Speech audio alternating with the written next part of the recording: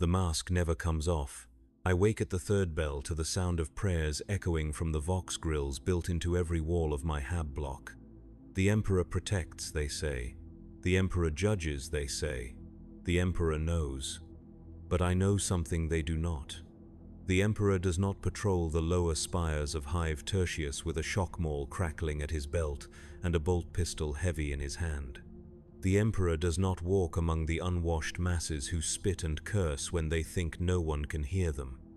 The Emperor does not see the hatred that burns in their eyes when they look upon his servants. I am Arbitrator Kael Morn of the Adeptus Arbites, and for 23 years I have been the law in the shadow of dying stars. My precinct covers 6 levels of the mid-spire, from the manufactorum districts where the air tastes of rust and sweat, to the merchant quarters where guild lords count their thrones behind armored glass. 3 million souls call this sector home. 3 million potential criminals. 3 million reasons why the Imperium endures only through fear. The carapace armor is ritual. Each piece has been blessed by Chaplain Voss, anointed with sacred oils, and inscribed with the litanies of justice. The gorget bears the skull and scales of our order. The pauldrons carry purity seals that flutter like dying moths in the recycled air. The helmet seals with a soft hiss, and suddenly the world becomes filtered through red-tinted lenses and the constant whisper of vox static. I am no longer Kael Morn. I am the law incarnate. I am fear given form. The shock maul hangs at my right hip, its power cell humming with barely contained energy. A touch of the activation stud and it could shatter bone, stop a heart, or cook a man's brain in his skull. The bolt pistol rests in its holster like a sleeping predator, each shell in its clip capable of turning a human torso into a crater of meat and splintered bone. These are not tools of justice. They are instruments of terror. And terror, I have learned, is the only language the masses truly understand. My first patrol begins before dawn in the Manufactorum district. The great machines never sleep, their rhythm a constant heartbeat that vibrates through the metal floors and into the bones of every worker. Steam hisses from coolant pipes. Sparks shower from welding stations. The air shimmers with heat and chemical fumes that would burn the lungs of anyone not born to breathe poison. Here, in the bowels of the hive, they make the components that keep our world alive: weapons parts, vehicle engines, the 10,000 pieces that comprise a single lasgun. They work 18-hour shifts and sleep in bunks stacked 6 high, and they hate us for it. I know they hate us because they cannot hide it completely. A worker pauses at his station when I pass, his hands trembling as he reaches for a welding torch. His supervisor, a scarred woman with oil-stained coveralls, watches me from the corner of her eye while pretending to inspect a gear assembly. A child, no more than 12, drops the tray of rations she was carrying and scrambles to clean up the spilled gruel while shooting glances in my direction. Fear radiates from them like heat from the forge fires. But underneath the fear, deeper and darker, I can feel the hatred burning. They hate us because we represent everything they can never be. We eat real meat while they subsist on protein paste. We live in private chambers while they crowd together like animals. We carry weapons while they may not even touch a knife without permit. We are the enforcers of a system that grinds them down until they are nothing more than cogs in a machine that does not know their names. And we do it not because we must, but because we can. The first incident comes at the shift change, when 10,000 workers flood the corridors like water through broken pipes. The crowd moves with practiced efficiency, born of necessity and fear. No one speaks above a whisper. No one makes eye contact. No one wants to be noticed. But today, someone stumbles. He is old, this worker, 60 years or more, though in the hive such age is nearly impossible to reach without augmetic assistance. His left arm has been replaced with a crude mechanical substitute, and his eyes are clouded with cataracts from decades of chemical exposure. When the crowd surges around him, he falls. Nothing more than an accident, a moment of clumsiness brought on by exhaustion and age. He falls, and his mechanical arm strikes the ferrocrete with a sound like breaking bells. I could help him up. Any decent human being would help him up, but I am not human. I am the Arbites, I am the law, and the law does not show mercy to those who disrupt the peace.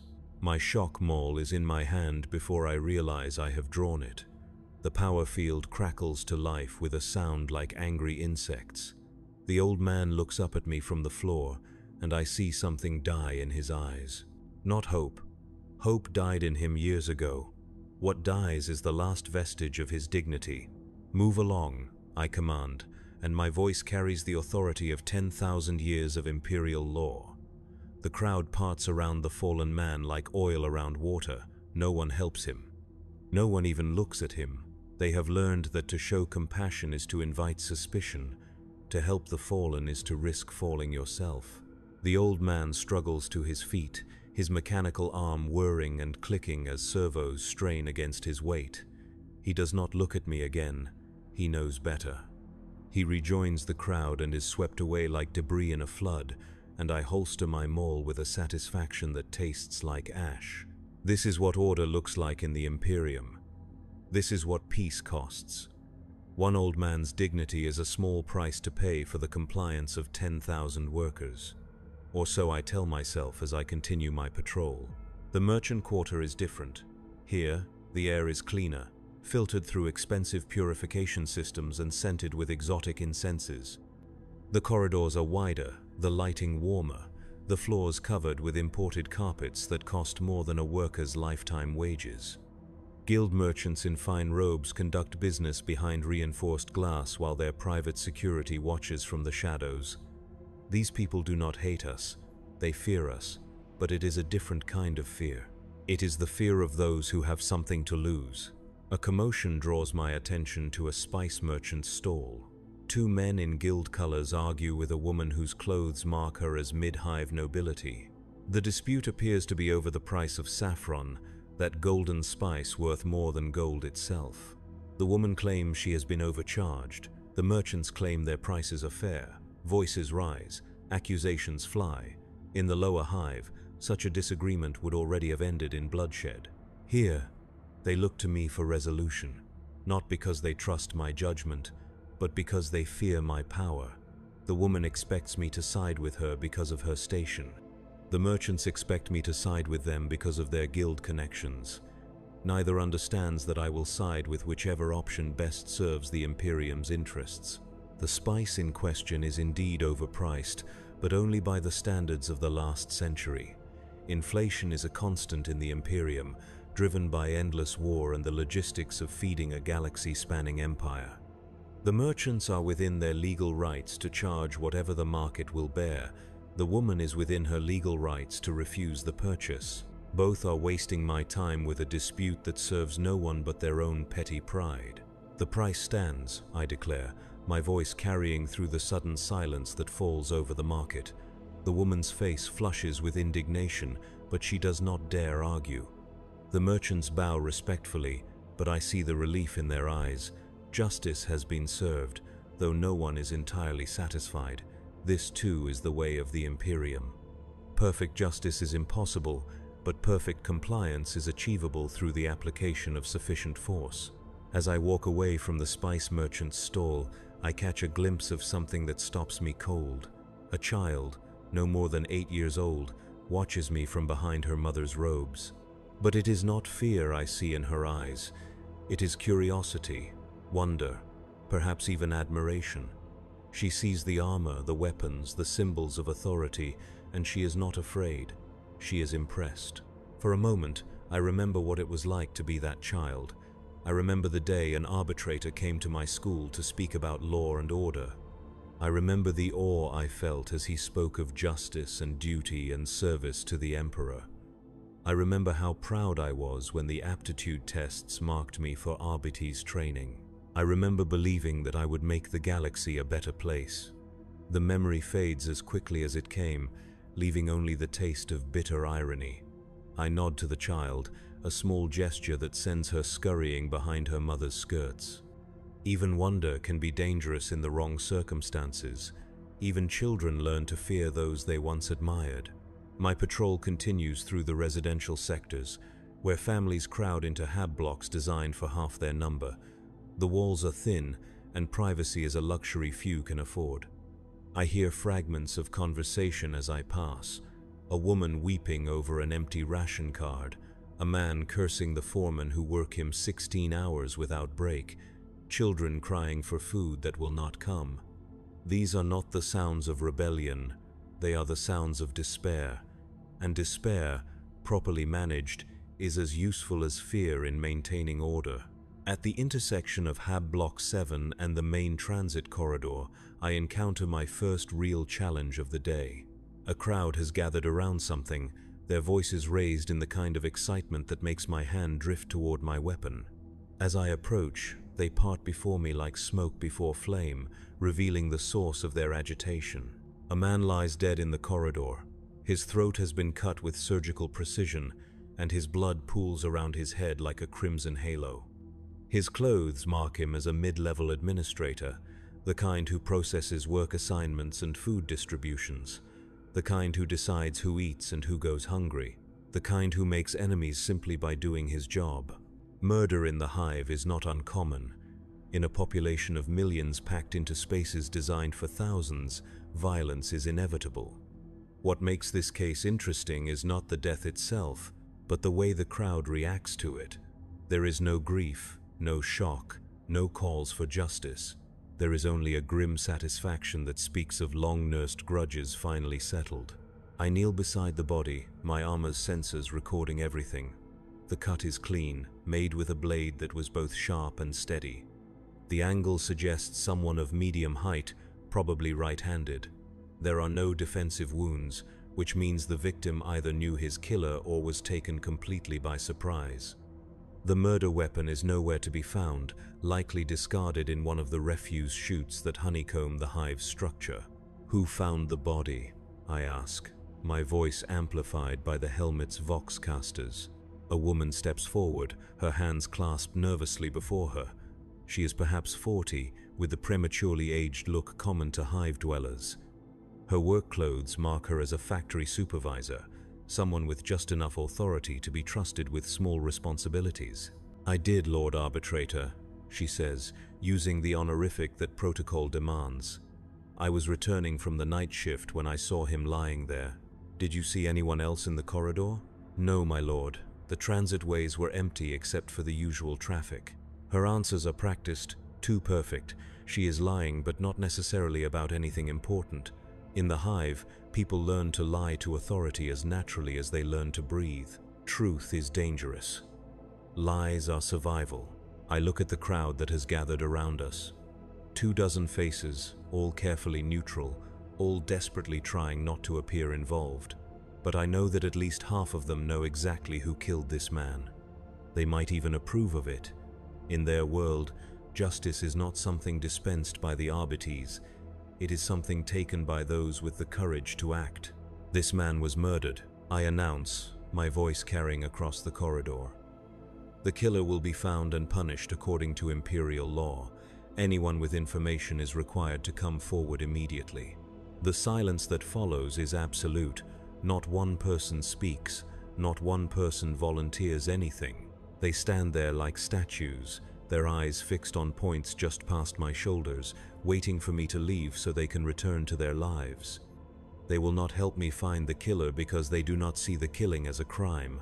In their minds, justice has already been served. Under Imperial law, I have several options. I could order mass interrogations, using pain stimulators and truth serums to extract confessions. I could implement collective punishment, reducing the ration allocations for the entire sector until someone comes forward. I could simply execute a random selection of the crowd and let fear do the work of justice. Any of these options would likely produce results. Someone would confess, or provide information, or simply be tortured until they said what I wanted to hear. The case would be closed, the killer punished, and order restored. That is how the system is supposed to work. But as I look at these people, these downtrodden masses who work themselves to death for the glory of an empire that will never know their names, I find myself asking a question that has no place in an arbitrator's mind. Do they deserve justice? Or do they deserve mercy? The question is heretical. The law is absolute. The Emperor's will is incontrovertible. My duty is clear. And yet, the question lingers as I seal off the crime scene and begin the routine of filing reports that no one will read and conducting investigations that will lead nowhere. That evening, I return to my chambers in the Arbeits precinct house. The building is a fortress of black stone and steel, its walls covered with icons of justice and images of the Emperor's wrath. Here, surrounded by the symbols of my calling, I should find comfort. Instead, I find only the weight of another day's compromises with a system that grinds human dignity into dust. My quarters are spartanly furnished: a bed, a desk, a weapon rack, a small shrine to the Emperor. On the wall hangs my commission, signed by Sector Judge Vex herself, authorizing me to act as law and judge within my designated area of authority.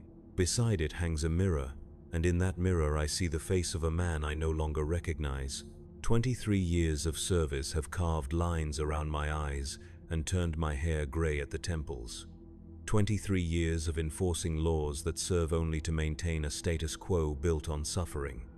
23 years of telling myself that order is worth any price, that peace justifies any brutality, that the Emperor's will excuses any cruelty. I remove my helmet and set it on the weapon rack beside my bolt pistol. The shock maul goes into its charging cradle, where it will spend the night building power for tomorrow's violence. The armor plates are cleaned and oiled with ritual precision, each piece blessed and stored according to regulations that have not changed in 10 millennia. In the mirror, without the armor, I look almost human, almost like the man I was before I swore my oath to serve the Emperor's justice.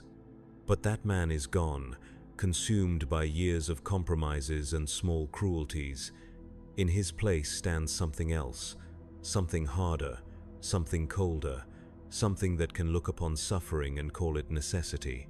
My dinner consists of protein cubes and recaf, the same meal I have eaten every night for longer than I care to remember.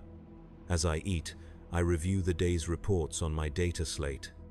3 minor infractions processed with summary fines, 1 public disturbance resolved through intimidation, 1 unsolved murder that will join the thousands of other unsolved crimes in the precinct's files.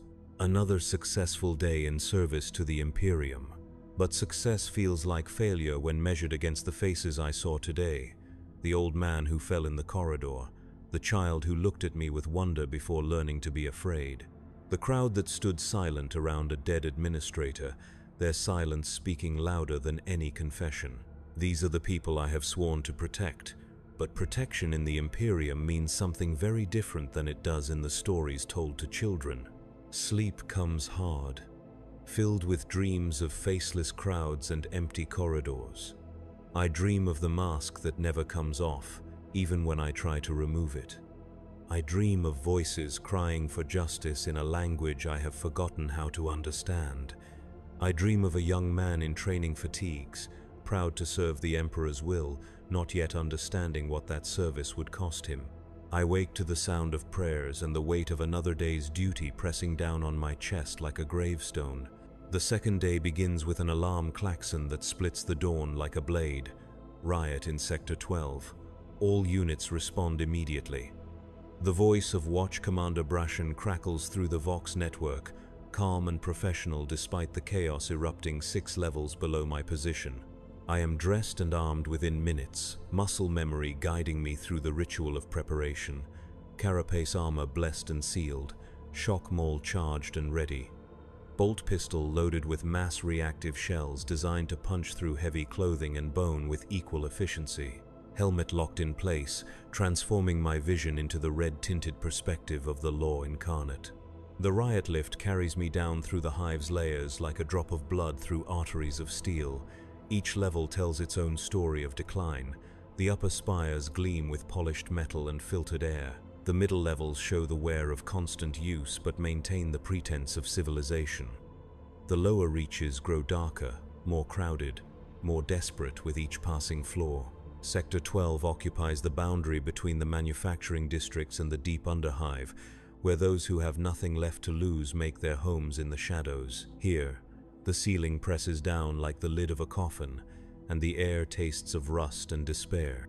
The corridors are narrow, designed for utility rather than comfort, and lined with hab blocks that house families of 8 in spaces meant for 2. As the lift descends, I can hear the riot growing louder, voices raised in anger, the crash of breaking glass, the rhythmic chanting that turns a crowd into a mob and individuals into something far more dangerous. By the time I reach Sector 12, the sound has become a roar that vibrates through the metal decking under my feet. The scene that greets me is controlled chaos. 2 squads of Arbites have formed a cordon across the main thoroughfare, their riot shields locked together in an unbreakable wall. Behind them, enforcer units wait with shock prods and gas dispensers. Above, on the maintenance gantries, snipers track targets through the scopes of long-last rifles. Everything is ready except the order to fire. Watch Commander Brashen stands behind the shield wall, his own armor scarred by decades of such conflicts. He turns as I approach, his helmet vox crackling with static. "Report," I demand, taking my position in the formation. "Food riots," he replies, his voice carrying the weary tone of someone who has seen this play out too many times. The protein shipment was contaminated. 3,000 ration packs had to be destroyed. The locals are not taking the news well. Through the gap between riot shields, I can see the mob that has gathered in the plaza beyond. Perhaps 200 people, maybe more, pressed together in a heaving mass of bodies and raised fists. They wave makeshift banners bearing slogans that would be treasonous if anyone bothered to read them. They chant demands for food, for justice, for someone to care that their children are starving while administrators feast in climate-controlled offices high above. At the front of the crowd, I spot the leaders. A man in factory coveralls, his augmetic arm raised like a banner of defiance. A woman with the bearing of a former Guard veteran, her voice carrying over the noise as she directs the mob's anger. A priest of some kind, though not one sanctioned by the ecclesiarchy, preaching about the emperor's love for the downtrodden. These are not professional agitators or trained revolutionaries. They are ordinary people pushed beyond their breaking point by a system that sees them as expendable components in a machine too vast to comprehend. They are dangerous precisely because they have nothing left to lose. Demands? I ask, though I already know the answer. Replacement rations, compensation for the contaminated food, investigation into how the contamination occurred. Brashen's tone suggests what he thinks of such requests. Standard riot response? Standard riot response involves tear gas, shock prods, and enough violence to scatter the crowd and arrest the leaders. It is efficient, tested, and guaranteed to end the disturbance within the hour. It is also guaranteed to leave dozens of civilians injured or dead, their only crime being hunger in a system that cannot afford to feed them. I study the crowd through my helmet's optical enhancers, watching faces twisted by desperation and rage. These people are not my enemies. They are citizens of the Imperium, subjects of the Emperor, human beings whose only failing is existing in a galaxy that has no place for human dignity. But they are also a threat to order, and order is the foundation upon which civilization rests. Hold position, I command. I want to hear what they have to say. Brashen's helmet turns toward me, and I can imagine the expression beneath the faceplate. In his experience, listening to rioters only encourages more riots. The law is absolute, and mercy is weakness. He has been an arbitrator longer than I have, and he has learned that the only language the masses understand is violence. But I step forward anyway, my boots ringing against the metal decking as I approach the line of riot shields. The crowd sees me coming, and their chanting falters as they recognize the symbols of ultimate authority emblazoned on my armor. Here stands not just a policeman, but the living embodiment of imperial law. Here stands someone who could order their deaths with a single word and face no consequences beyond a minor entry in his daily log. Citizens of the Imperium, I begin, my voice amplified by external speakers to carry over the crowd's murmur. You have assembled without permit in violation of civil order statutes.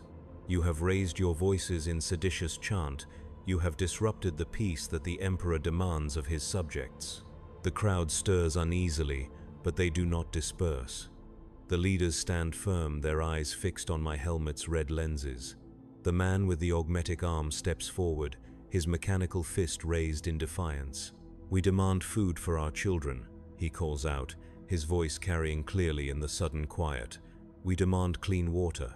We demand the basic rights promised to all citizens of the Imperium. We demand justice for the corruption that poisoned our rations while the nobles feast in their towers."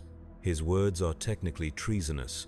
He has accused imperial officials of corruption without evidence. He has claimed rights that exist nowhere in imperial law. He has demanded justice from a system that recognizes only obedience. Under the Lex Imperialis, I could execute him where he stands and face no questions beyond a routine inquiry. Instead, I find myself asking, "What would you have me do?" The question surprises everyone, including myself. It is not the response of a proper arbitrator. It is the question of someone who still remembers what it means to be human. The augmetic man blinks in confusion, his mechanical arm wavering. Behind him, the crowd mutters uncertainly. They had prepared for violence, for the brutal suppression that always follows dissent in the Imperium. They had not prepared for someone in authority to actually listen. "Investigate," calls out the former guard veteran. "Find out why our food was poisoned. Punish those responsible. Replace what was destroyed. Treat us like human beings instead of cattle to be managed." Her requests are reasonable. More than reasonable. They are exactly what any decent system of government would provide as a matter of course. They are also impossible within the rigid hierarchy of imperial administration, where questioning a superior's competence is tantamount to heresy and admitting error is seen as weakness. I stand there for a long moment, surrounded by the weight of expectations I cannot meet. The rioters expect justice that I am not empowered to provide. My fellow arbitrators expect decisive action to restore order. The system expects me to choose between mercy and duty, knowing that mercy is not an option for someone wearing the skull and scales of the Adeptus Arbites. The choice, when it comes, feels inevitable. Disperse immediately, I command, my voice carrying the full weight of imperial authority. Return to your homes and workstations. Resume your duties as loyal citizens of the Imperium. This gathering is illegal and will not be tolerated. The disappointment in their faces cuts deeper than any blade. They had hoped, despite everything, that someone in authority might listen to their pleas. They had believed, for just a moment, that the system might show compassion for their suffering. Now they understand that hope itself is a luxury they cannot afford. The augmetic man's shoulders slump in defeat. The veteran woman shakes her head sadly. The unsanctioned priest bows his head in prayer for souls trapped in a system that has forgotten how to forgive. One by one, they begin to turn away, their dreams of justice dying in the recycled air of the lower hive. But not all of them leave. A core of perhaps 50 remains, the most desperate of the desperate, those who have already lost everything and have nothing more to fear.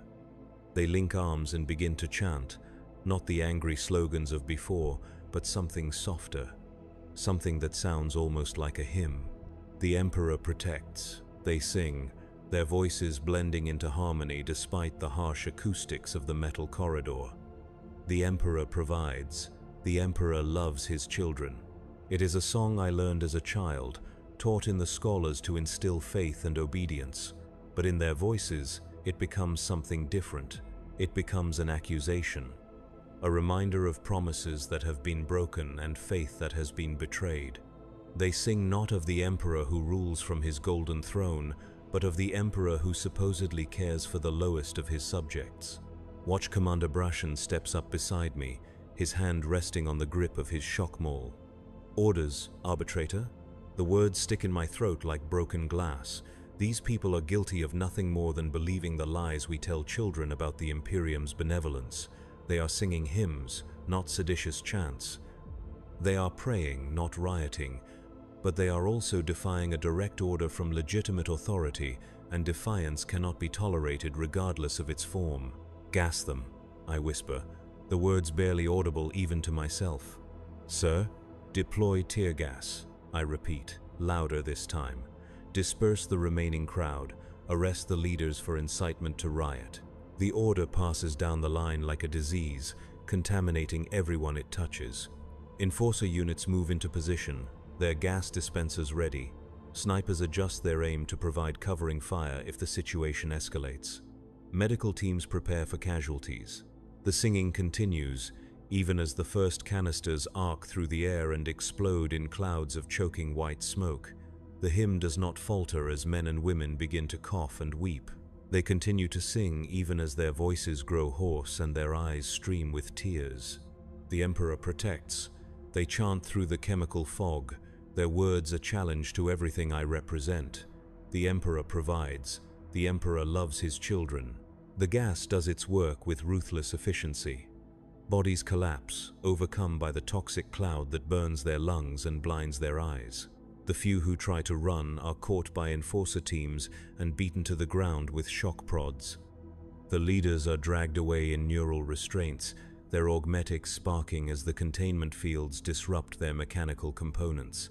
Within 10 minutes, the plaza is empty except for the unconscious forms of those who had sung hymns while authority broke their bodies.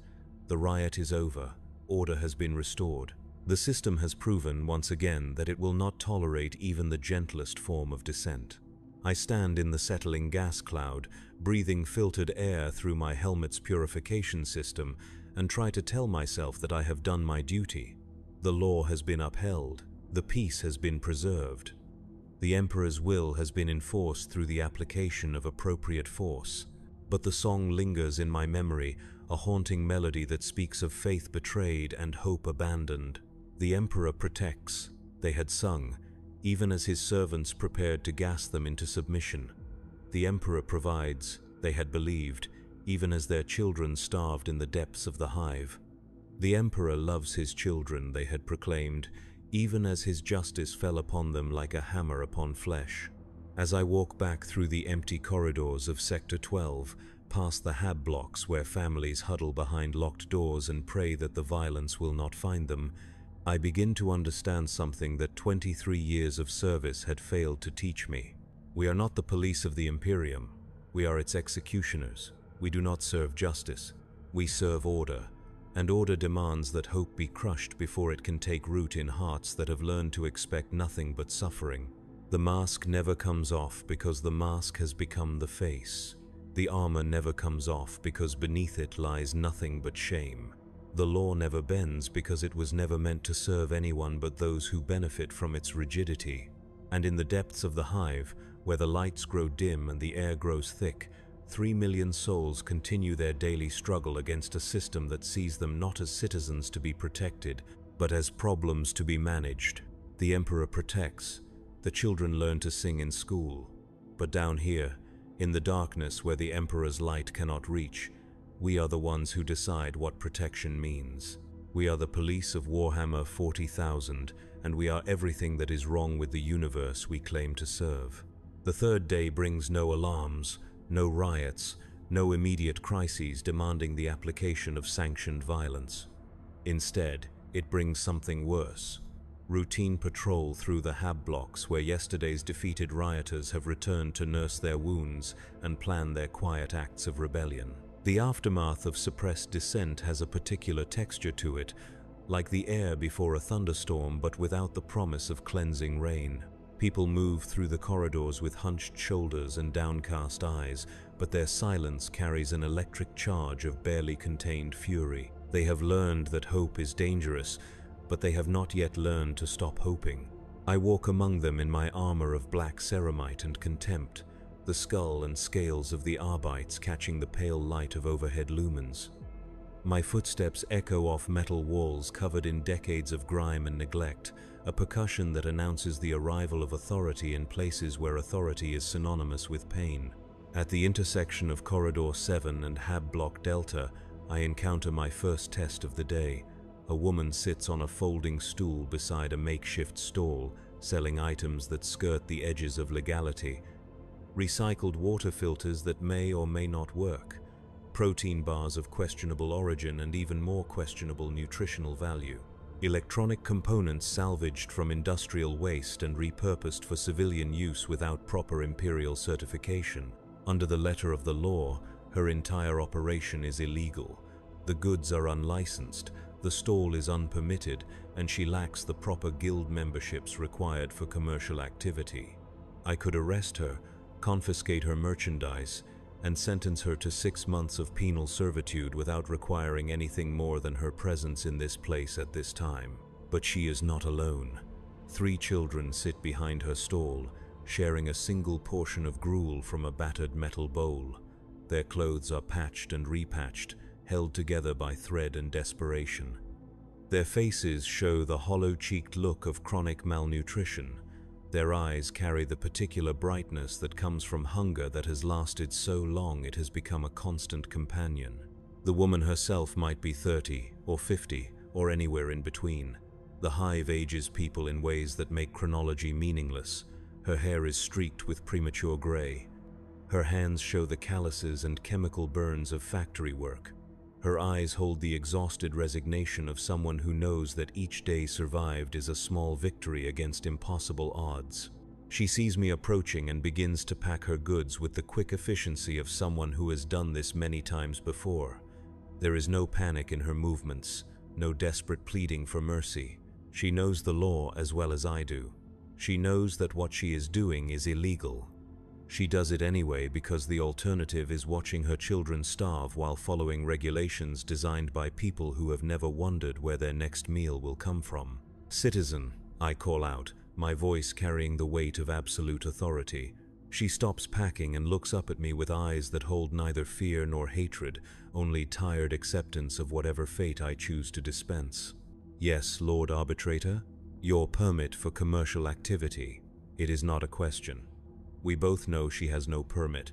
Permits cost money, require guild sponsorship, and involve background checks that would reveal her connection to yesterday's riot through her husband, the man with the augmetic arm who now lies unconscious in a detention cell 3 levels below. "I have no permit, my lord." Her honesty is either refreshing or damning, depending on perspective. A more experienced criminal would lie, produce forged documents, or at least attempt to bribe their way out of trouble.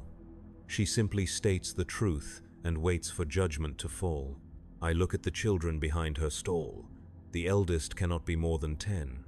The youngest still has the soft features of infancy, despite the hunger that has already begun to sharpen her cheekbones.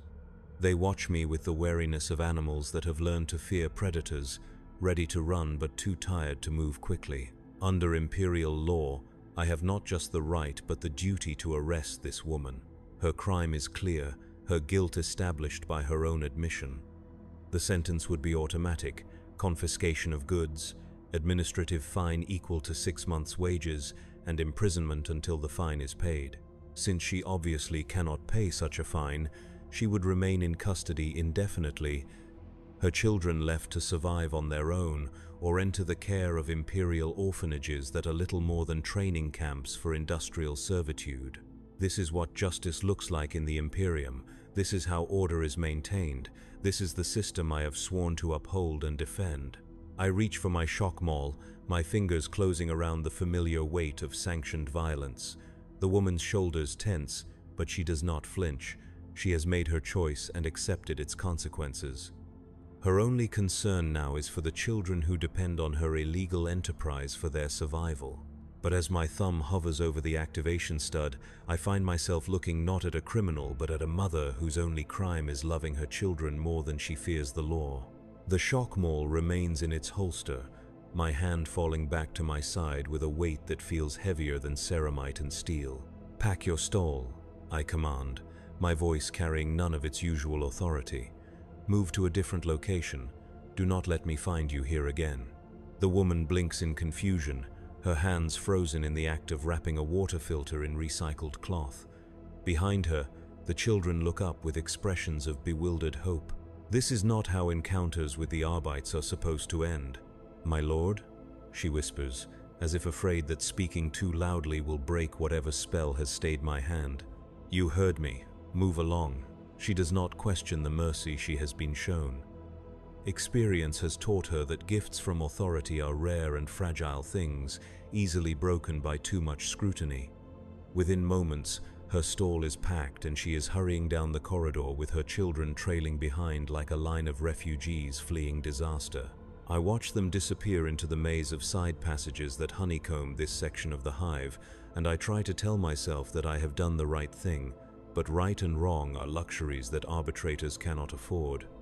There is only law and lawlessness, order and chaos, compliance and rebellion.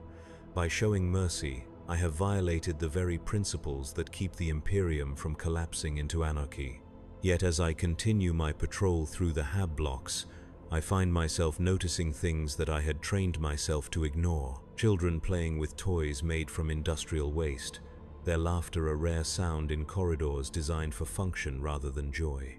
An elderly man teaching a group of youngsters to read using pages torn from technical manuals, their eager faces illuminated by the flickering light of a jury-rigged lumen strip.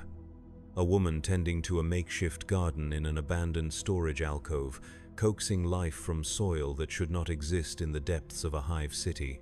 These are not the activities of criminals or rebels. They are the activities of human beings trying to maintain their humanity in a system designed to crush it. They represent hope, community, and the stubborn refusal of the human spirit to be reduced to mere components in an industrial machine. And I am the man sent to stop them. My vox bead crackles to life, dragging me back from dangerous thoughts to the immediate demands of duty. Watch Commander Brashen's voice cuts through the static with its usual professional detachment. "Arbitrator Morn, report to Sector 9 immediately. We have a situation requiring senior authority." Sector 9 sits at the junction between the residential hab blocks and the administrative district, where mid-level bureaucrats process the endless paperwork that keeps imperial civilization functioning. It is a place of grey corridors and grey people, where passion goes to die and creativity is strangled in red tape. If there is a disturbance here, it will not be the desperate violence of the food riots, but something more subtle and potentially more dangerous. The transit lift carries me up 3 levels, through layers of increasing bureaucratic importance. The corridors grow wider and better lit. The air becomes cleaner, filtered through purification systems that cost more than most workers earn in a lifetime. The people I pass wear the uniforms of clerks and administrators, their faces bearing the particular pallor of those who spend their lives under artificial light. I find the situation in Administrative Complex 7, a maze of cubicles and offices where the business of governance is conducted by people who will never see the consequences of their decisions. 3 arbites have cordoned off a section of the main floor, their presence causing nervous murmurs among the administrators who pretend to work while stealing glances at the unfolding drama. At the center of the cordon stands a desk that has been overturned, its contents scattered across the floor in a pattern that speaks of deliberate vandalism rather than accidental damage. Papers bearing official seals lie torn and trampled. A cogitator terminal has been smashed, its screen dark and lifeless. And spray painted on the wall behind the desk, in letters 2 feet high and dripping red paint, are the words, "The Emperor weeps for his children." Watch Commander Brashen approaches as I survey the scene, his helmet reflecting the harsh overhead lighting. Even through the vox distortion, I can hear the satisfaction in his voice. "Vandalism and sedition, arbitrator. The perpetrator left us quite a message." I study the graffiti more closely, noting the careful lettering and the quality of the paint used. This was not a random act of violence by someone pushed beyond their breaking point. This was planned, deliberate, and executed by someone with access to materials not available to ordinary citizens. Do we have the perpetrator? Detained in Conference Room 3, Junior Administratum Clerk Helena Voss, 26 years of age, exemplary service record, no prior infractions, claims she acted alone. Helena Voss. The name means nothing to me, but in the Imperium, individual names rarely matter. What matters is the threat she represents to the carefully maintained order that keeps billions of people compliant with a system designed to exploit them. Motive? claims her younger brother died of malnutrition while she processed food distribution requests from her desk, says she couldn't bear the irony anymore. The explanation strikes me like a physical blow. Here is someone who worked within the system, who believed in its fairness, who trusted that doing her job properly would somehow make things better. She had spent her days processing requests for food that would never come, approving distributions that would never happen, filing reports that no one would ever read. And when the system she served so faithfully killed her brother through deliberate neglect, she finally understood what her role really was. She was not an administrator. She was an accomplice. "Interview room?" I ask, though I already know the answer. "Ready when you are, sir." Conference room 3 has been converted into a temporary interrogation facility, its windows blocked and its recording equipment activated. Helena Voss sits at the metal table in the center of the room, her hands cuffed in front of her with neural restraints that will deliver painful shocks if she attempts to move too quickly. She is younger than I expected, with the soft features of someone who has never known real hardship until recently. But her eyes tell a different story. They hold the hollow look of someone who has seen too much truth too quickly, whose faith in the system has been shattered by direct contact with its consequences. She looks up as I enter, and I see not fear but a terrible kind of relief, as if being caught has freed her from the burden of pretending to believe in what she was doing. "Helena Voss," I begin, taking the seat across from her. "Junior clerk, 3rd class, assigned to food distribution processing for sectors 8 through 12. 17 months of service, performance ratings consistently above standard." 18 months, she corrects quietly. "My service anniversary was last week." The precision of her correction tells me everything I need to know about her psychology. She is someone who values accuracy, who takes pride in doing things correctly, who believes that attention to detail matters. These are exactly the qualities that make good administrators and dangerous dissidents. "Tell me about your brother." Her composure cracks slightly, a tremor passing through her hands as the neural restraints detect and suppress her emotional response.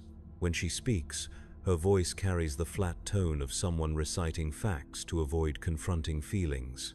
"Marcus Voss, age 14, employed as a maintenance apprentice in the lower manufactorums, died 3 weeks ago of protein deficiency complicated by respiratory infection." The medical examiner listed the cause of death as natural causes related to nutritional insufficiency. Natural causes, I repeat, tasting the bitter irony of the phrase. In the Imperium, starvation is considered natural, an inevitable result of resource scarcity rather than administrative choice. It is not murder if the system kills you through indifference rather than malice. "I processed his food allocation request myself," she continues, her voice growing stronger as anger replaces grief. "Form 7743 Delta, requesting increased protein rations for miners engaged in hazardous industrial work. The request was approved at 3 levels, stamped and filed properly. Assigned requisition number 445,581 Gamma. But the food never came. The food never came. The requisition was lost in processing. The approval was voided due to budget constraints. The allocation was redirected to administrative personnel as a morale enhancement measure." Her eyes meet mine across the table, and I see in them the cold fury of someone who has learned that her brother's death was not an accident, but a choice made by people who had never seen his face. "So you decided to take justice into your own hands." "I decided to tell the truth." She gestures toward the wall where her message still drips in red paint. "The Emperor weeps for his children.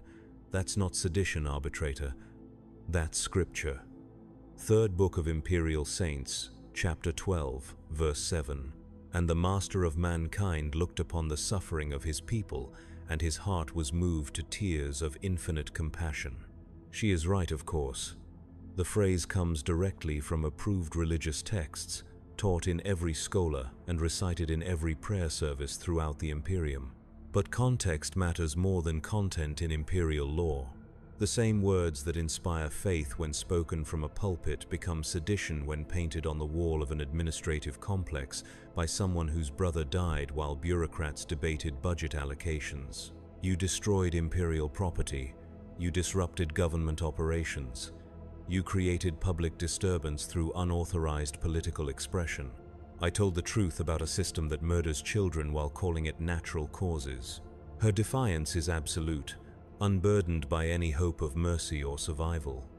She has already accepted that her actions will result in her death, either through immediate execution or gradual destruction in a penal facility. What she cannot accept is returning to her desk to process more requests for food that will never arrive while more brothers and sisters die of neglect that masquerades as inevitability. Under imperial law, her fate is sealed. Destruction of government property carries a sentence of 5 years hard labor. Seditious expression carries a sentence of 20 years imprisonment or immediate execution at the discretion of the presiding arbitrator. Creating public disturbance during a time of civil unrest carries an automatic death penalty. But as I look at this young woman who destroyed her life and career to speak a single moment of truth, I find myself questioning not her guilt but the system that made her crime necessary.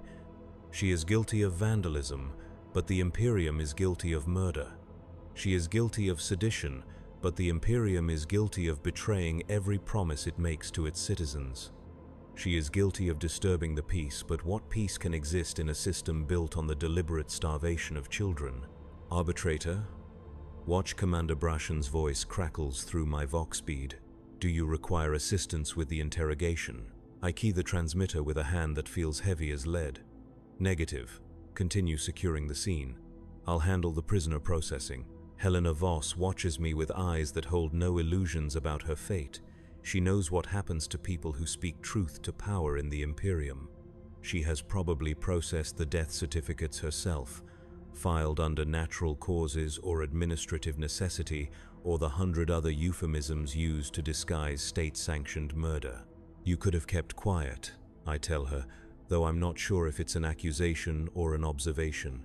You could have transferred to a different department, requested reassignment, found a way to avoid confronting the truth about what your job really was. I could have, she agrees, but then I would have been complicit in the murder of the next child who died while I processed forms for food that would never come. How many brothers and sisters would I have to watch die before I admitted that I was part of the machine that killed them? Her question hangs in the air between us, unanswered and unanswerable, because the truth is that I have been asking myself the same question for 23 years, and I have never found an answer that lets me sleep peacefully. How many riots have I suppressed to maintain order that benefits only those who never see its cost? How many desperate people have I arrested for the crime of trying to feed their families? How many small acts of human kindness have I crushed in the name of regulations designed by people who mistake cruelty for strength? The mask never comes off because underneath it lies the face of a man who has spent his life serving a system that destroys everything it claims to protect. The armor never comes off because beneath it lies the soul of someone who has forgotten the difference between justice and revenge, between law and oppression, between duty and collaboration. I stand up from the table, my ceramite boots ringing against the metal floor like bells tolling for the dead. Helena Voss watches me with something that might be compassion, as if she understands the weight of the choice I am about to make. The charges against you are serious, I begin, my voice carrying the formal cadence required by imperial legal protocol.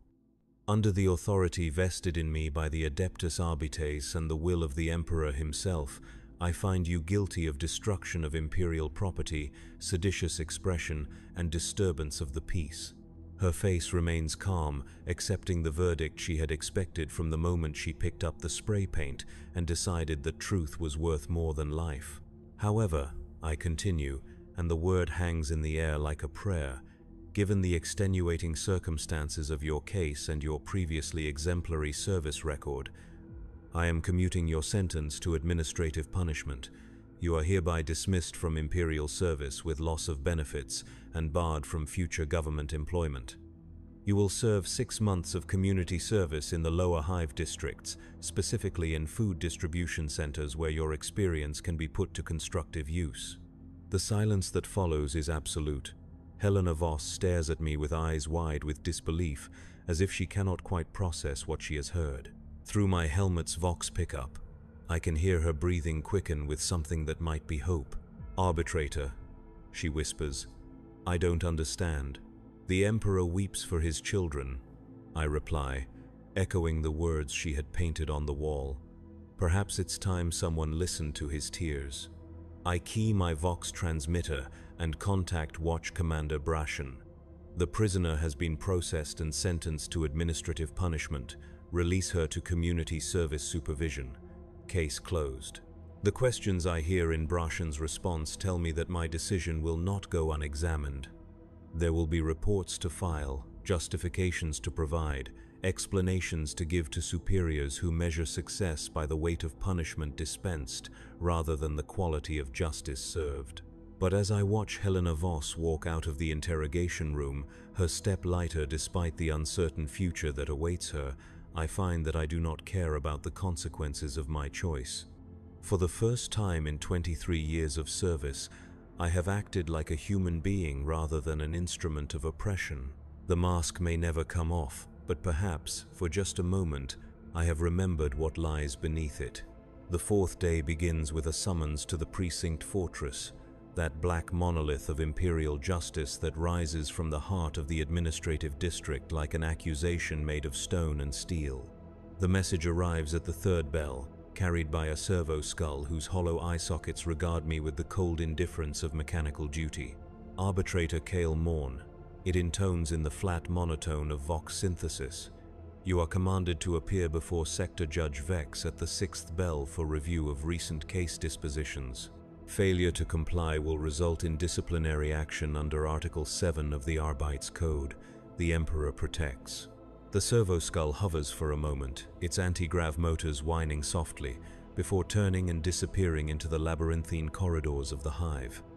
I watch it go with a growing sense of inevitability, knowing that my moment of mercy has not gone unnoticed by those who measure justice in terms of fear dispensed and order maintained. Sector Judge Vex is a legend within the Arbeits, a woman who has served the Emperor's law for longer than most people have been alive. She has presided over thousands of cases, condemned millions to death or servitude, and never once shown mercy to those who challenge imperial authority. Her reputation for absolute adherence to the letter of the law is matched only by her contempt for weakness in any form. The fortress itself embodies her philosophy, all harsh angles and unforgiving surfaces designed to remind visitors that they stand in the presence of absolute power. Gothic arches soar overhead like frozen screams. Gargoyles carved in the likeness of the Emperor's enemies watch from every corner with eyes that seem to follow movement with predatory interest. The very air tastes of incense and fear, a combination that has flavored this place for centuries. I make my way through corridors that I have walked 1,000 times before, past the holding cells where the enemies of order await their fate, past the courtrooms where justice is dispensed with mechanical efficiency, past the armories where instruments of law enforcement wait in pristine rows like soldiers at attention. Judge Vex's chambers occupy the highest level of the fortress, their windows offering a panoramic view of the hive city that stretches to the horizon in all directions. From here, the Imperium subjects look like insects, tiny figures scurrying through canyons of metal and stone according to patterns too vast for any individual mind to comprehend. It is a view designed to remind visitors of their place in the cosmic order and of the power wielded by those who sit in judgment over millions. The judge herself sits behind a desk carved from a single piece of black marble, its surface inlaid with silver representations of the scales of justice and the skull of imperial authority.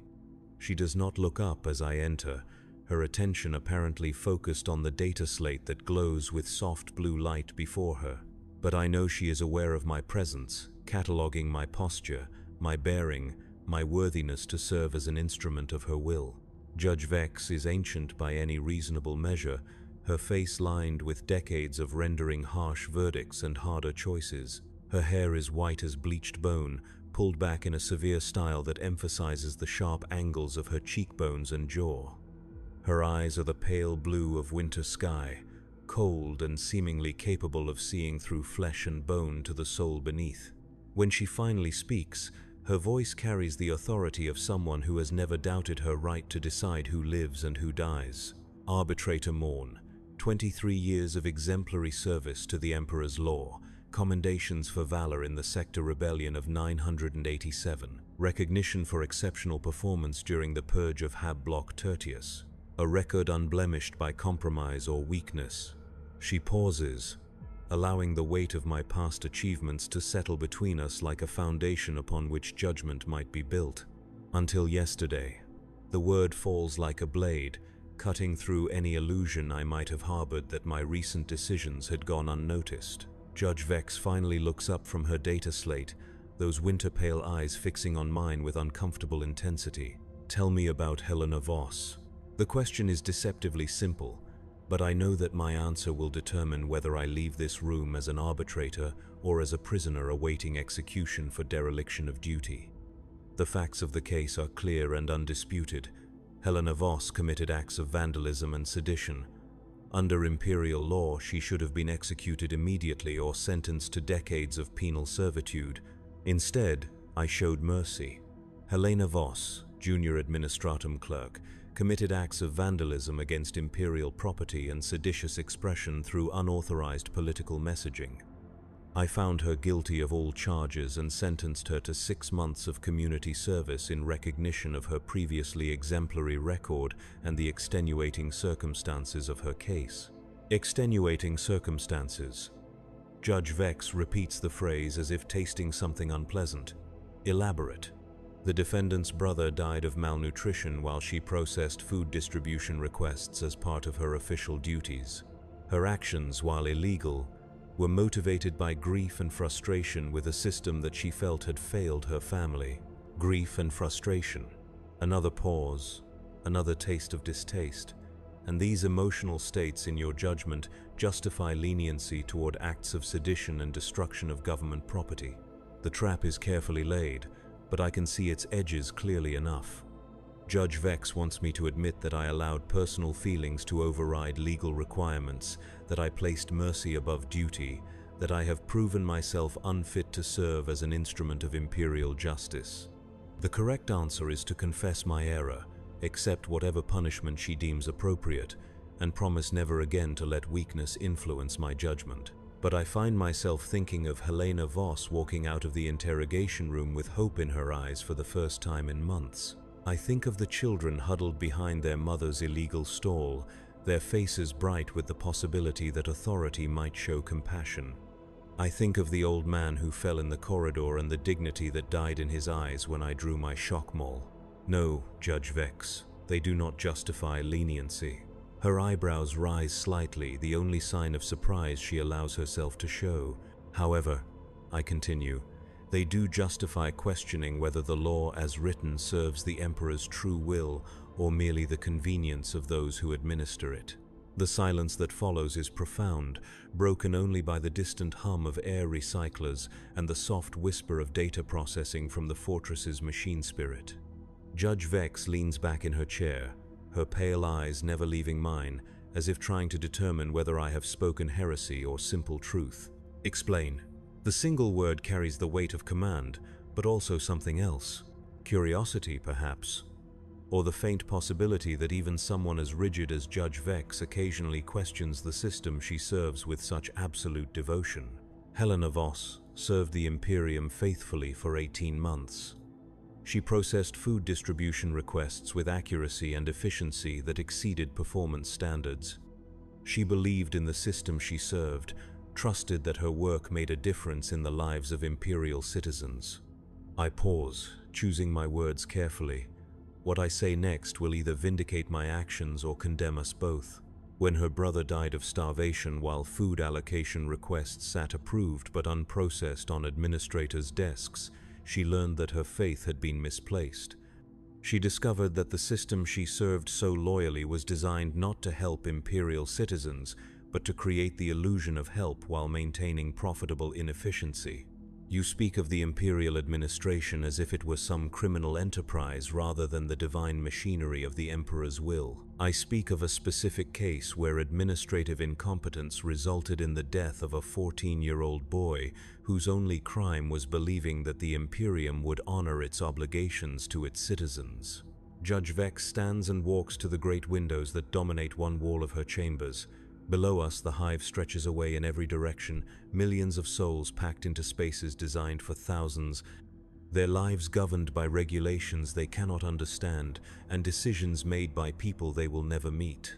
Do you know what I see when I look out these windows, arbitrator? No, Judge. Order.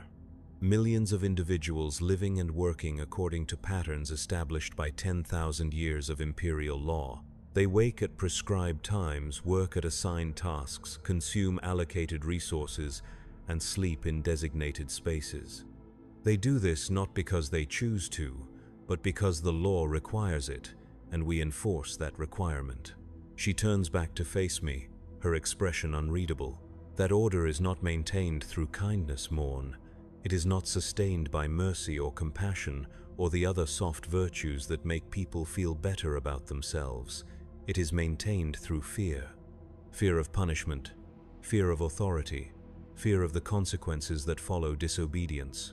And what happens when that fear becomes hatred? The question slips out before I can stop it, revealing thoughts I had not meant to voice. But Judge Vex does not react with anger or surprise.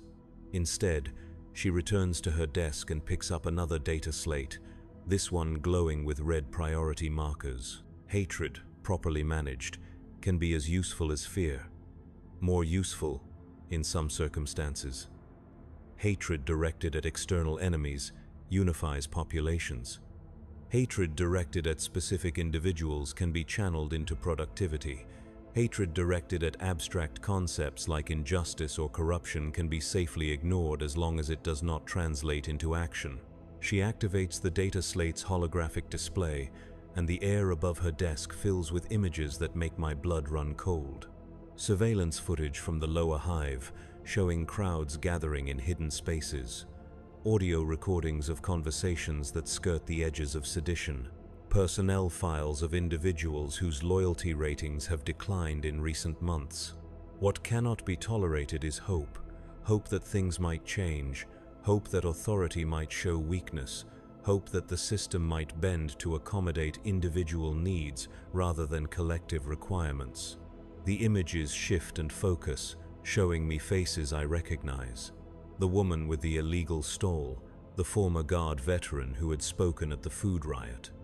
The unsanctioned priest who had led prayers during the gas attack, all of them flagged for surveillance, their activities monitored, their associates documented. Your mercy toward Helena Voss was observed by 17 Imperial citizens who witnessed her arrest and release. Word of your leniency has spread through the lower levels like a contagion, inspiring hope in places where hope has been successfully suppressed for decades. New images appear in the holographic display, graffiti similar to Helena's message appearing on walls throughout the residential districts. Small acts of defiance that would normally be ignored, suddenly becoming patterns of coordinated resistance. People gathering in groups to discuss grievances they had previously accepted as inevitable. Hope, Arbitrator Morn, is a luxury that the Imperium cannot afford, not because hope is evil, but because hope leads to expectations. Expectations lead to demands. Demands lead to resistance. And resistance leads to the kind of chaos that destroys civilizations. I watch the surveillance footage play out in front of me, seeing the consequences of my moment of mercy spreading through the hive like cracks in a dam. Judge Vex is right, of course. By showing compassion to Helena Voss, I have inspired others to believe that authority might be reasoned with, that the system might respond to appeals for justice. It is a beautiful and terrible thing to witness. People who had accepted their suffering as inevitable are beginning to imagine that it might be changed. Workers who had never questioned their conditions are starting to ask why they must endure what others do not. Children who had been taught to fear authority are beginning to wonder if authority might sometimes be wrong. What would you have me do? Judge Vex deactivates the holographic display, and the evidence of my crime disappears back into digital storage.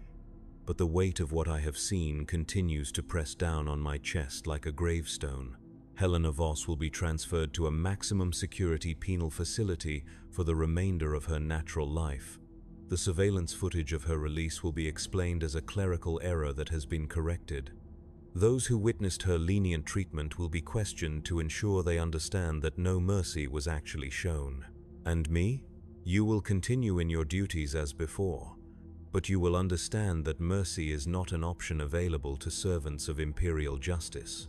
The law is absolute not because it is perfect, but because alternatives to the law are invariably worse. She returns to her desk and picks up a different data slate, one that glows with the soft green of approved operations. Tomorrow you will lead a pacification sweep through the residential sectors where hope has begun to take root. You will arrest those who have been inspired by your moment of weakness. You will demonstrate that the Imperium's justice is as implacable as its enemies claim, and as merciless as its survival requires. The orders are clear, unambiguous, and utterly without compromise. I will take my fellow arbitrators into the lower hive and crush the spark of hope that my mercy has kindled. I will arrest the innocent along with the guilty, the dreamers along with the rebels, the children who believe in justice along with the adults who have learned to expect none. Yes, Judge. Before you go, arbitrator, consider this. The Emperor sits upon his golden throne not because he is kind, but because he is necessary. The Imperium endures not because it is just, but because it is strong. We serve not because we love our duty, but because someone must do what others cannot. I bow and turn to leave, but her voice stops me at the door. The mask never comes off, Morn. Not because we enjoy wearing it, but because the face beneath is too terrible for ordinary mortals to bear. Remember that when you begin to question whether mercy has a place in imperial justice. The corridor outside her chambers feels different as I walk back through the fortress, past the holding cells and armories and courtrooms where the machinery of oppression continues its eternal work. The Gothic arches seem to press down more heavily. The gargoyles seem to watch with more malevolent interest. The very air seems thick with the weight of decisions that cannot be undone. I think of Helena Voss, who by now has probably been collected from her community service assignment and transferred to a transport bound for a penal facility where hope goes to die. I think of the children who will grow up believing that authority might show compassion, only to learn through bitter experience that such beliefs are dangerous delusions. I think of the crowds who will gather tonight in hidden places to whisper about justice, not knowing that every word they speak is being recorded for use against them. Tomorrow, I will put on my armor and take up my weapons and lead a pacification sweep that will crush the hope I accidentally kindled. I will arrest mothers and fathers whose only crime is believing their children deserve better. I will destroy the fragile communities that have begun to form around shared dreams of justice. I will demonstrate once again that in the Imperium of mankind, mercy is not just forbidden but actively punished. The mask never comes off because the man beneath it has become complicit in a system so vast and terrible that resistance seems impossible and collaboration feels like the only path to survival. The armor never comes off because it has become a shell protecting not the world from me but me from the world I have helped create. And in the depths of the hive, where 3 million souls struggle against a system designed to grind them into components for a machine that does not know their names, the police of Warhammer 40,000 continue their eternal patrol, maintaining order through fear and crushing hope wherever it dares to bloom. The 5th day arrives with the sound of boots on metal decking, the harsh rhythm of an army preparing for war against its own people.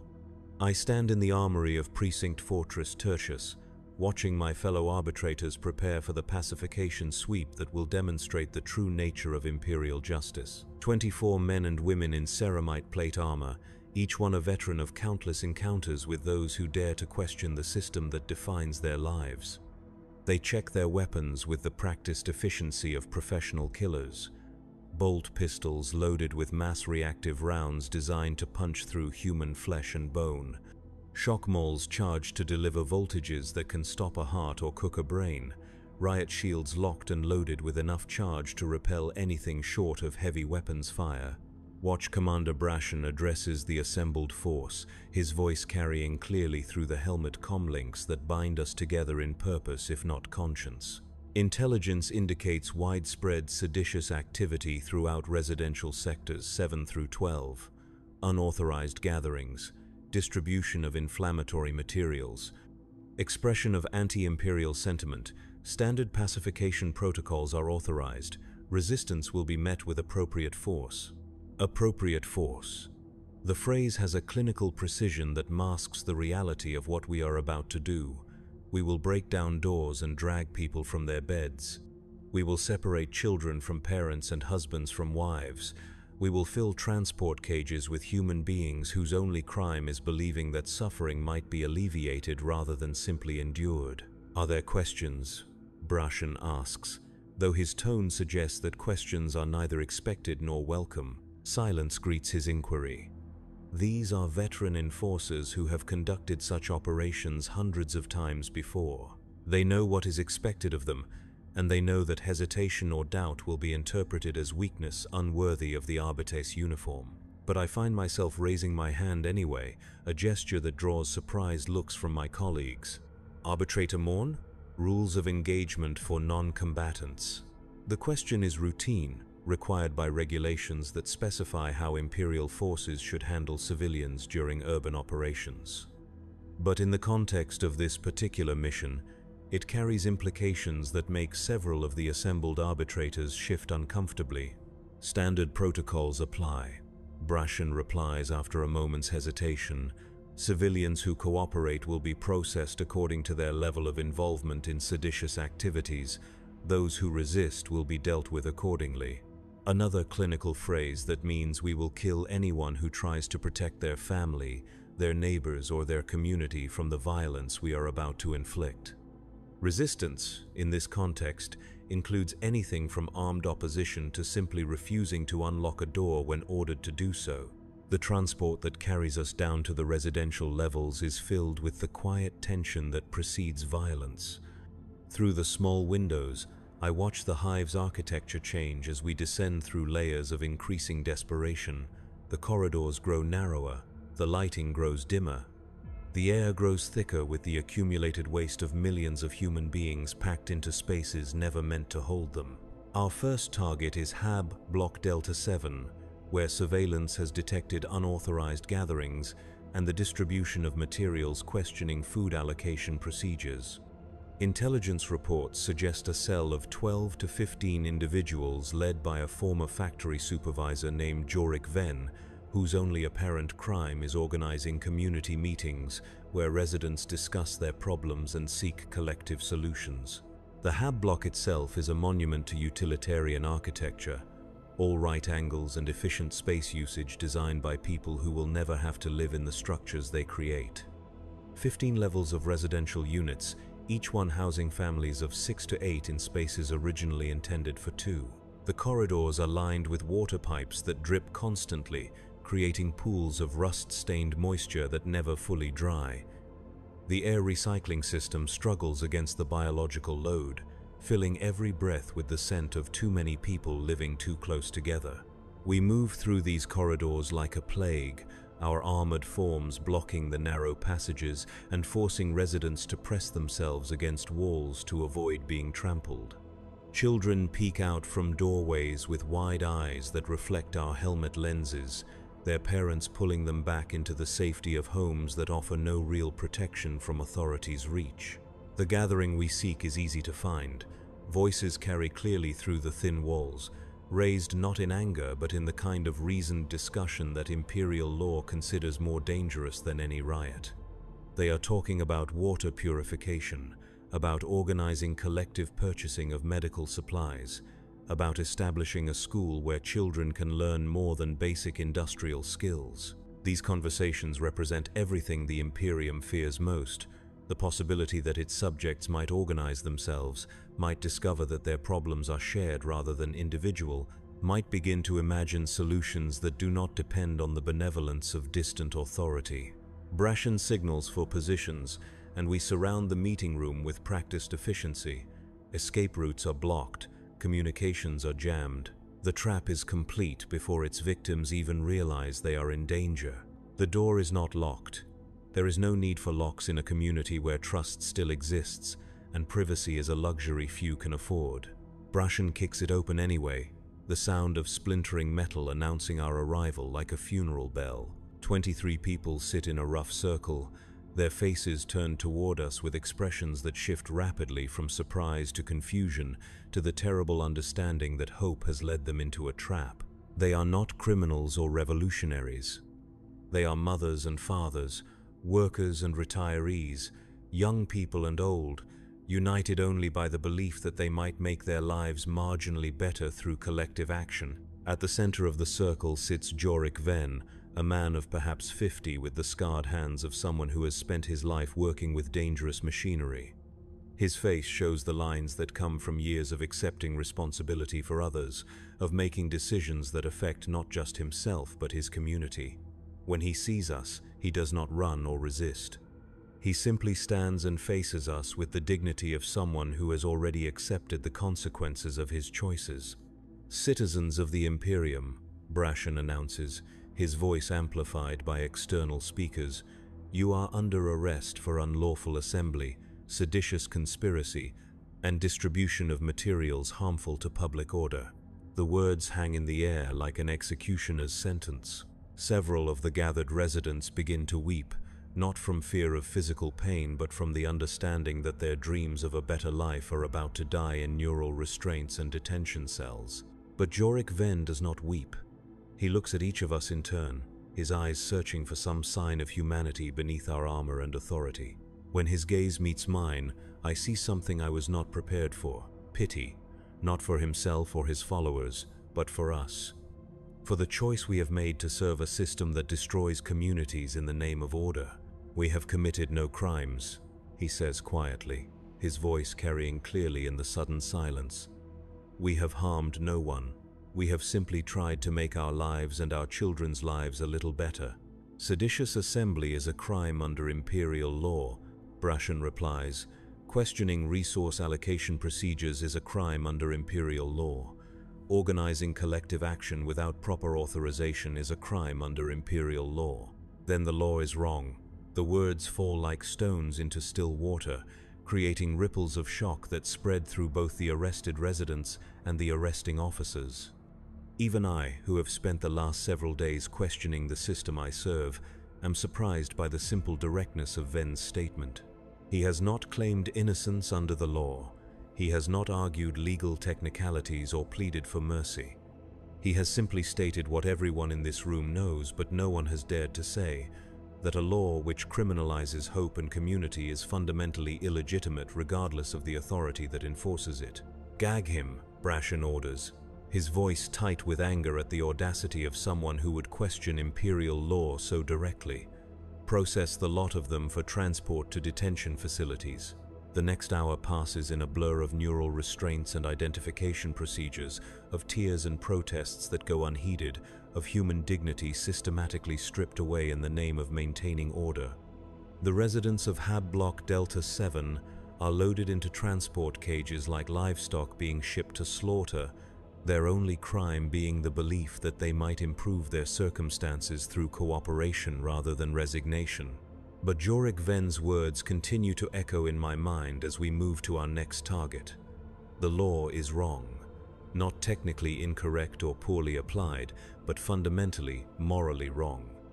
A law that makes criminals of people who simply want to live with dignity, a law that equates hope with sedition and community with conspiracy. Our second target is a food distribution center where someone has been providing extra rations to families with children, violating allocation procedures designed to ensure that resources are distributed according to bureaucratic efficiency rather than human need. The perpetrator is a woman named Sarah Chen, a distribution supervisor whose 20 years of faithful service have apparently been contaminated by dangerous compassion. We find her at her post, continuing to work even though she must know that her crimes have been discovered. She processes ration cards with the same careful attention to detail that has marked her entire career, making notations in ledgers that will outlast her by decades, ensuring that the business of feeding the masses continues even as authority prepares to punish her for feeding them too well. When she sees us approaching, she does not flee or resist. She simply finishes the transaction she was processing, hands the completed ration card to the citizen who was waiting for it, and then turns to face judgment with the calm acceptance of someone who has chosen principle over survival. "Sarah Chen," I announce, my voice carrying the weight of imperial authority, "you are under arrest for violation of resource allocation protocols and unauthorized distribution of imperial property." "I gave extra food to hungry children," she replies simply. "If that is a crime worthy of death, then your system is the one that should be on trial." The citizen she was helping, an elderly man with the bent posture of someone who has spent decades in the manufactorums, clutches his ration card and stares at us with eyes that hold more sadness than fear. "She feeds us when the allocations run short," he says quietly. "She makes sure the children eat first. She is the only mercy we have ever seen from the Imperium." "Move along, citizen," Brashin commands, his shock maul crackling with warning energy. "This matter does not concern you." But the old man does not move.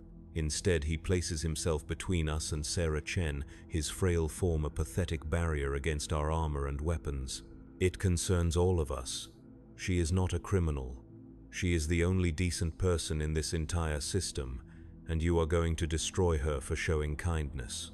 Others begin to gather, drawn by the commotion or by some instinct that tells them something important is happening. A crowd forms around us, not threatening or violent, but simply present, witnessing, bearing silent testimony to what imperial justice looks like when it encounters ordinary human goodness. The situation is escalating beyond the parameters of a simple arrest. These people are not armed rebels or dangerous dissidents. They are citizens of the Imperium who have been pushed to the breaking point by watching authority punish compassion while rewarding cruelty.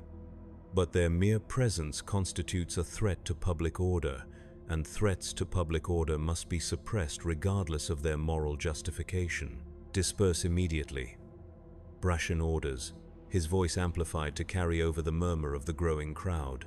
"Return to your homes and duties. Anyone remaining in this area after 1 minute will be arrested for unlawful assembly." The crowd does not disperse. If anything, more people arrive, drawn by words spreading through the hab blocks that someone is finally standing up to authority, that the system's victims are refusing to scatter like frightened animals. They link arms and begin to sing, the same hymn I heard during the food riot days ago. "The Emperor protects." Their voices blend together in harmony despite the harsh acoustics of the distribution center. "The Emperor provides." The Emperor loves his children. But this time, the hymn sounds different. This time, it sounds like an accusation, a reminder of promises broken and faith betrayed. They are not singing about the emperor who rules from his golden throne, but about the emperor who supposedly cares about the least of his subjects, who weeps for their suffering, who wants them to live with dignity rather than merely survive. "Gas them," Brashin orders, his patience finally exhausted. "Clear the area and arrest anyone who resists." The gas canisters arc through the air like falling stars, exploding into clouds of choking white smoke that burn the eyes and sear the lungs. But this time the crowd does not scatter immediately. They continue to sing even as their voices grow hoarse, continue to link arms even as their bodies convulse with chemical irritation. "The Emperor protects." They chant through the toxic fog, their words a challenge to everything we represent. "The Emperor provides." "The Emperor loves his children." I watch through my helmet's optical filters as enforcement teams move in with shock prods and neural restraints, beating down anyone who tries to maintain their position. The old man who had defended Sarah Chen falls first, his frail body no match for ceramite armor and sanctioned violence. Sarah Chen herself is dragged away in restraints that spark against her skin with each involuntary movement. Within minutes, the distribution center is empty except for the unconscious forms of those who had tried to defend compassion against law. The order has been restored, the threat to public peace has been eliminated. Imperial justice has once again proven that it cannot be challenged without consequences. But as I stand in the settling gas cloud, Watching medical teams process the casualties of our success, I finally understand what Judge Vex had been trying to tell me. This is not law enforcement. This is not justice. This is not even effective oppression. This is the death throes of a system so fundamentally broken that it can only maintain itself by destroying everything good that tries to grow within it. We are not the guardians of civilization. We are its gravediggers, working tirelessly to bury any hope that things might be different. The mask never comes off because there is no longer anything human underneath it. The armor never comes off because it has become our skin, fused with flesh that has forgotten how to feel anything but the weight of another day's complicity in our own damnation. And in the depths of the hive, where 3 million souls struggle against a system designed to crush them into compliance, the police of Warhammer 40,000 continue their eternal patrol, maintaining order through violence and ensuring that hope remains the most dangerous contraband in the galaxy. The sixth day brings no orders, no alarms, no immediate crises demanding the application of sanctioned force. Instead, it brings a silence that feels more oppressive than any riot, a quiet that speaks of communities destroyed and spirits broken by the efficient brutality of imperial justice. I walk through corridors that felt different just a week ago, when laughter occasionally echoed off metal walls and children sometimes played games that had nothing to do with preparing for industrial servitude.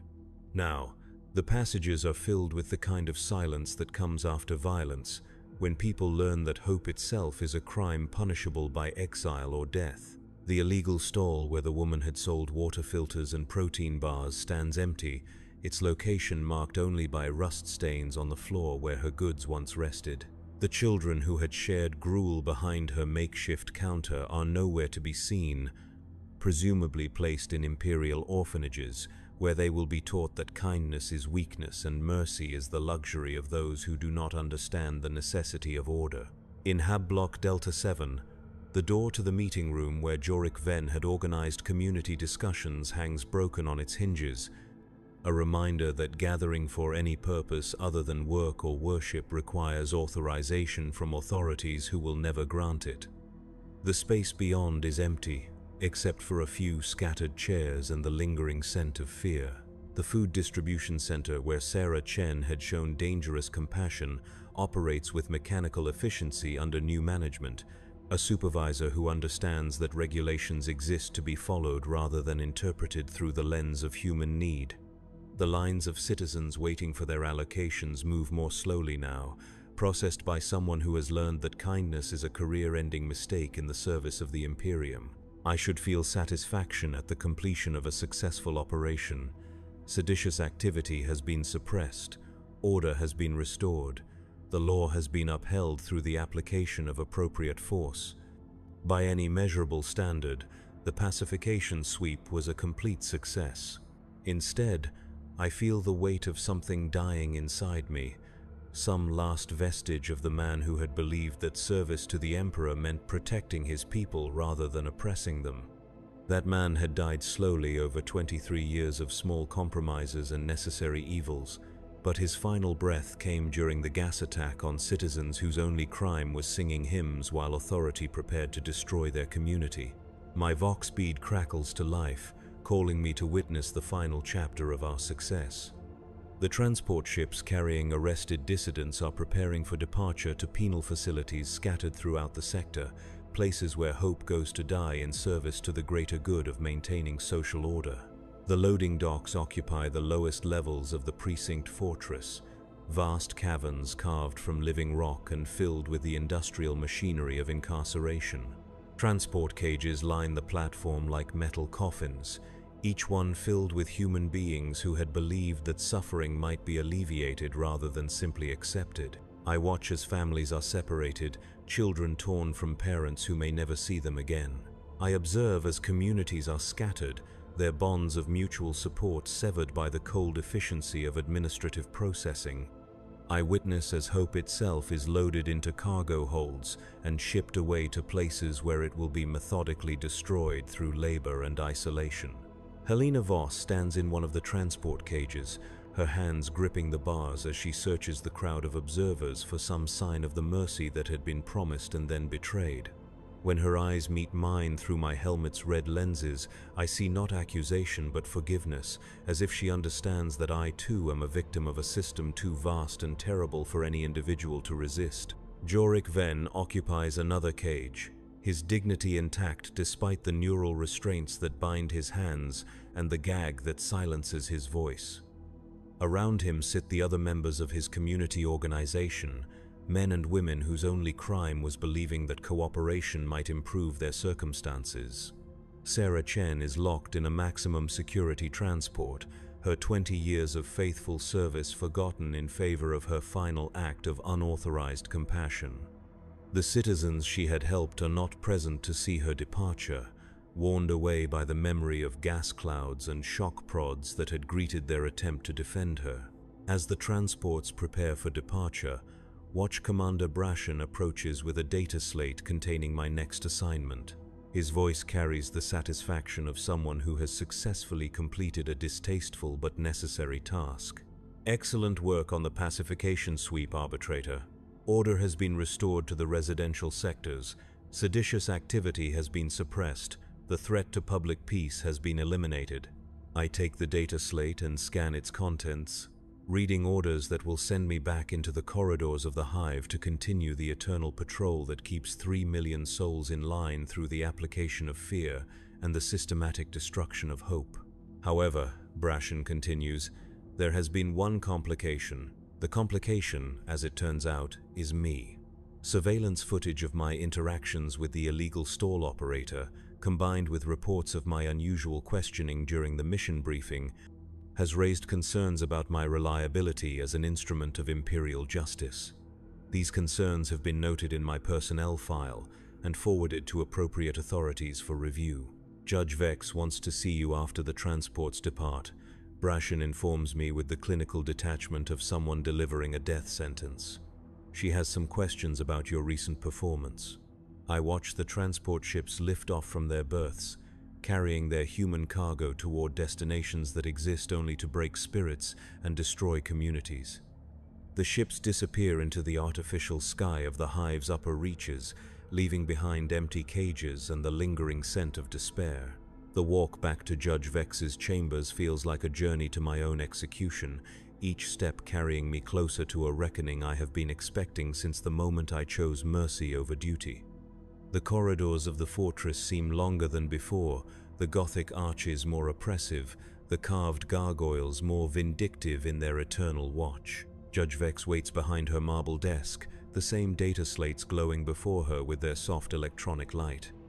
But this time, I know that the information they contain concerns not distant threats to public order, but the specific case of an arbitrator who has forgotten the fundamental truth that mercy is the enemy of law. Arbitrator Morn, please, sit.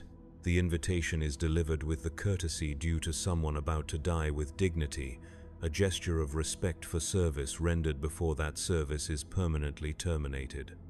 I take the offered chair and wait for judgment to fall like an executioner's blade.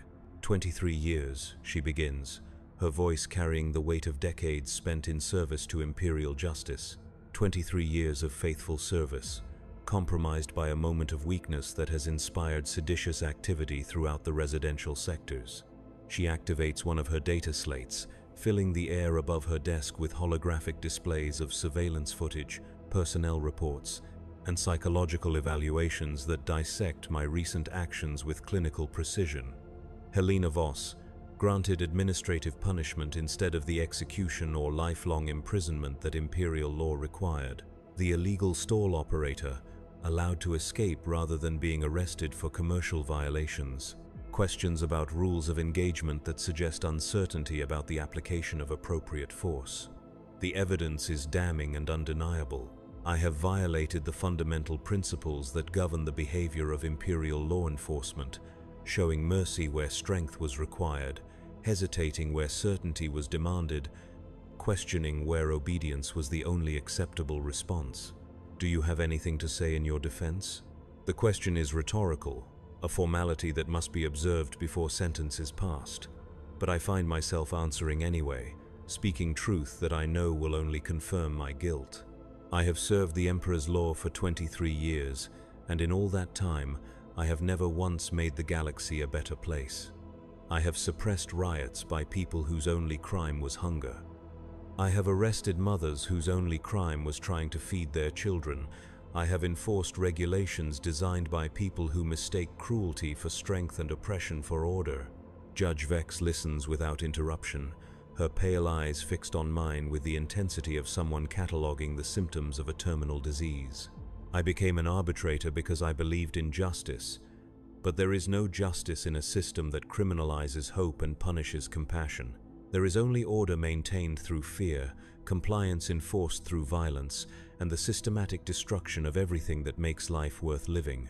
I pause, surprised by the relief I feel at finally speaking these thoughts aloud, even knowing that they constitute a confession of heresy punishable by death.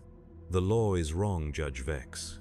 Not technically incorrect or poorly applied, but fundamentally morally wrong, and I can no longer serve a law that makes monsters of those who enforce it and victims of those who live under it. The silence that follows is profound, broken only by the distant hum of air recyclers and the soft whisper of data processing from the fortress's machine spirit. Judge Vex deactivates her holographic display and leans back in her chair, studying me with eyes that have seen too much truth over too many years. Do you know why the Imperium exists, arbitrator? The question is unexpected, a philosophical inquiry rather than the practical matters of guilt and punishment I had anticipated. To serve the Emperor's will? No. The Imperium exists because the alternative to the Imperium is extinction. Not just death, but the complete annihilation of human consciousness in a galaxy filled with entities that view our species as either food or entertainment. She stands and walks to the great windows that overlook the hive city, her silhouette dark against the artificial sky beyond. You speak of hope as if it were a virtue rather than a weapon turned against those who dare to feel it. You speak of compassion as if it were strength rather than weakness that invites exploitation by enemies who understand only power. Her reflection in the window shows an expression of infinite weariness, as if she is tired of explaining truths that should be obvious to anyone who understands the nature of the universe. The law is not wrong, Morn. The law is necessary. Harsh, yes, cruel perhaps, but necessary in ways that those who live under its protection can never fully understand. She turns back to face me, and I see something in her eyes that I had never noticed before. Doubt. Not about the righteousness of imperial law, but about the cost of enforcing it on people who deserve better than the universe they were born into. However, you are also not wrong. The system we serve does indeed make monsters of its enforcers and victims of its subjects. That is the price of survival in a galaxy where the alternative to monstrous order is beautiful chaos that leads inevitably to extinction. Judge Vex returns to her desk and picks up a final data slate, one that glows with the soft amber of sealed orders. You are being transferred, arbitrator, effective immediately. Your new assignment will take you far from the residential sectors where your moment of mercy has inspired dangerous hope among the masses.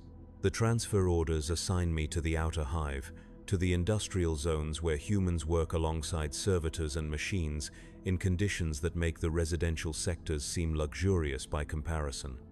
Here, hope died so long ago that mercy would be seen not as inspiration but as madness. You will find your new posting educational. The citizens you will be policing have learned truths about imperial benevolence that make your recent crisis of faith seem quaint by comparison. Perhaps exposure to their reality will remind you why the law must be absolute, even when that absolutism seems cruel to those who have never seen true cruelty. I take the transfer orders with hands that feel steady for the first time in days. This is not the execution I had expected, but it is still a kind of death. The man who had believed that service to the Emperor meant protecting his people will not survive in the outer hive, where protection means ensuring that desperate people do not interfere with industrial production. One final question, Judge. Why show me mercy when I showed it to others? The question seems to surprise her, as if mercy is a concept she had not considered in the context of our interaction. Because, Arbitrator Morn, someone must remember what we have lost in order to survive.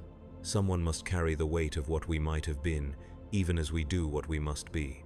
Your moment of weakness serves a purpose in the greater design of imperial justice, even if that purpose is simply to remind us that we are still human beneath the armor we can never remove.